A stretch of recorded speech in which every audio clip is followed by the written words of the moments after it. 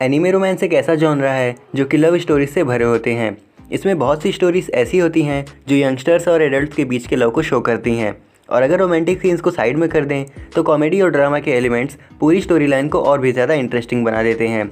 So hello everyone, मैं हूं Paradox and welcome to other episode of एंटिकस्तान, जिसमें हम डिस्कस करने वाले हैं 2021 के टॉप 5 बेस्ट रोमांस एनिमे के बारे में। So let's start.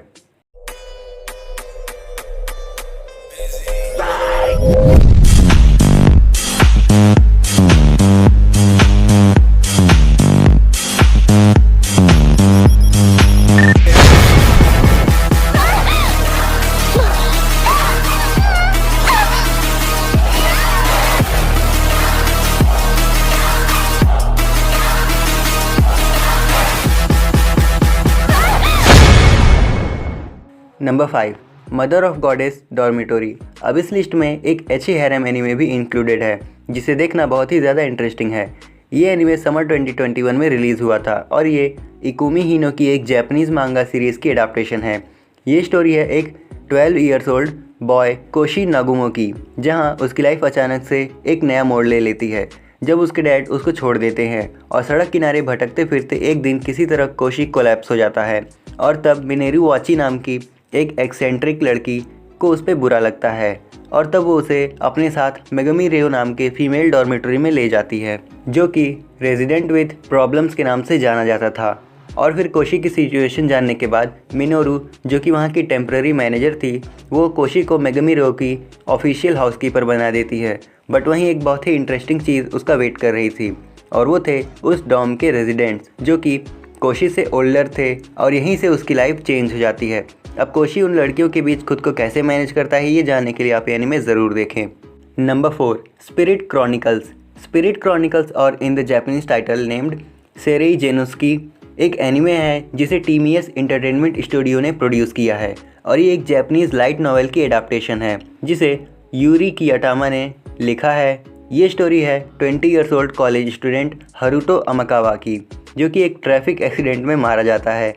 बट उसने कभी नहीं सोचा था कि वो एक अनफेमिलियर वर्ल्ड में फिर से उठेगा, और वो भी एक यंग बॉय की बॉडी में, जिसका नाम था रियो। वैसे रियो तो मेरे पेट डॉग का भी नाम है। और जब उन दोनों की मेमोरी और पर्सनैलिटी फ्यूज़ होते हैं तब रियो को ये रियलाइज़ होता है कि अब उसके पास मैजिकल पावर्स हैं, और तब वो एकदम रिलीव्ड फील करता है कि उसकी चेंज्ड आइडेंटिटी के कारण उसकी मॉम के मर्डर के रिवेंज का बर्निंग पैशन कम नहीं हुआ। बट कुछ टाइम बाद ही रियो बेत्रम किंगडम की किडनैप प्रिंसेस से मिलता है और बिना किसी हेजिटेशन के उसको छुड़ा लेता है। बीसी मेरा स्क्रिप्ट राइटर, ओह सॉरी, ये स्क्रिप्ट तो मैंने ही लिखी थी। और अपना ग्रेटिट्यूड शो करने के रूप में किंग रियो को एक अपॉर्चुनिटी देते हैं बेत्रम रॉयल एकेडमी में इनरोल करने का, और इसे अपनी लाइफ का एक नया चैप्टर समझते हुए वो अपनी एक्साइटमेंट के साथ पढ़ना स्टार्ट कर देता है। बट यहाँ से लाइफ और भी डिफ़िकल्ट होने वाली थी, क्योंकि एक slum dweller majestic children of noble के बीच होता है। Number 3, girlfriend. अब इस एनिमे को टेजुका प्रोडक्शन स्टूडियो ने रिलीज़ किया था समर 2021 में, और ये एक जापानीज़ रोमांटिक कॉमेडी मांगा की एडाप्टेशन है जिसे हीरो यूकी ने इलस्ट्रेट किया है। अब इस एनिमे की स्टोरी ये है कि नोया मुकाई नाम का एक लड़का बहुत सालों से अपने अनरिक्वेटेड लव को हार्बर करने के बाद फाइनली अपनी चाइल्डहुड फ्रेंड साकी को डेट करने का चांस मिलता है। बट जैसे ही वो खुद को इस रिलेशनशिप में कमिट करने का ट्राई करता है, तभी अचानक से उसे नगीसा मिनासे नाम की लड़की से एक लव कन्फेशन मिलता है। अब पहले तो वो उसको रिजेक्ट करने का ट्राई करता है, बट अपने फीलिंग्स में बह के वो ये सोचता है कि वो नगीसा की फीलिंग्स को हर्ट नहीं करेगा। अब अपनी गर्लफ्रेंड के ट्रस्ट को तोड़ने से बचने के लिए वो सिचुएशन निकालता है कि वो 2 टाइमिंग करेगा ताकि वो दोनों खुश रहें। अब नेचुरली साकी इस आइडिया को रिबफ कर देती है, बट नोया और नगीसा के परसिस्टेंस को देख के वो एक्सेप्ट कर लेती है। बट इसी के साथ एक 3 वे अफेयर स्टार्ट हो जाता है नोया, उसकी गर्लफ्रेंड और उसकी एक और गर्लफ्रेंड के बीच। Number 2, The Detective Is Already Dead. The Detective Is Already Dead एक जापानीज़ लाइट नॉवेल है जिसे निहोजू ने लिखा है और इसे उमीबोजू ने इलस्ट्रेट किया है। अब इसकी स्टोरी ये है कि एक लड़का किमीहिको किमिजुका खुद को कई सारे क्राइम से जुड़ा हुआ पाता है, और वो भी इतने सारे जो कि उसको याद तक नहीं थे, और वो खुद को मैग्नेट ऑफ ट्रबल कहता था। अब एक दिन जो कि एज़ यूजुअल उसके लिए नॉर्मल था, कुछ लौंडे उसको किडनैप कर लेते हैं और उसको एक फ़्लाइट बोर्ड करने को कहते हैं, जहां वो हाईजैकिंग इनकाउंटर करता है और वहीं वो एक सिल्वर हेयर्ड ब्यूटी से मिलता है जिसका कोड नेम था सिएस्टा, जिसने उसे बचा लिया और खुद को एक लेजेंडरी डिटेक्टिव बताते हुए वो किमीजुका को अपना साइडकिक बना लेती है।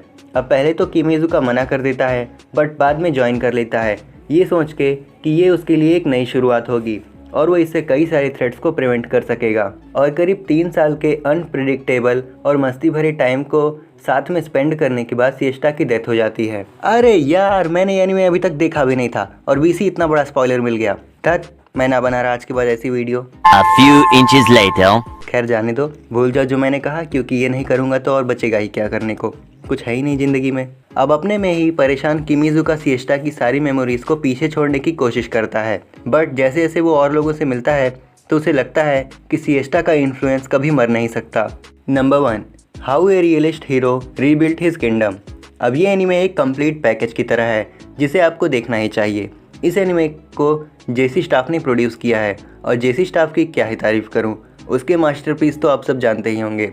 अब ये एनीमे एक जापानीज़ लाइट नॉवेल की एडाप्टेशन है जिसे डोजियो मारी ने लिखा है और फुयुयुकी ने इलस्ट्रेट किया है। अब इसकी स्टोरी ये है कि अपने ग्रैंडफादर की डेथ के बाद 19 years old aspiring civil servant Kazuya Souma अकेला पड़ जाता है with no one to call family, और अचानक से वो किसी अनदर वर्ल्ड के एल्फ्रीडन किंगडम में ट्रांसपोर्ट हो गया टू बी अ हीरो।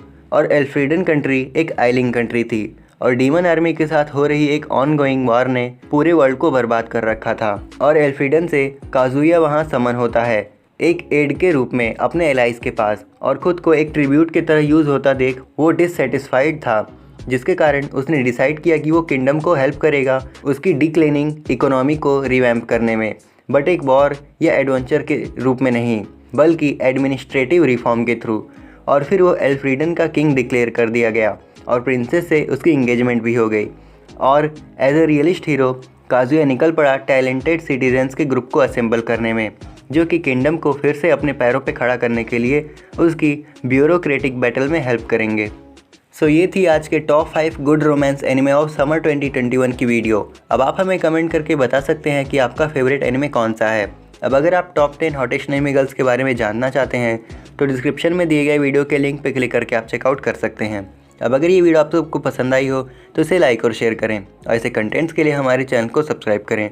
सो आज के लिए बस इतना ही, हम जल्दी लौटेंगे एक नई वीडियो के साथ। Till then keep watching antique स्थान।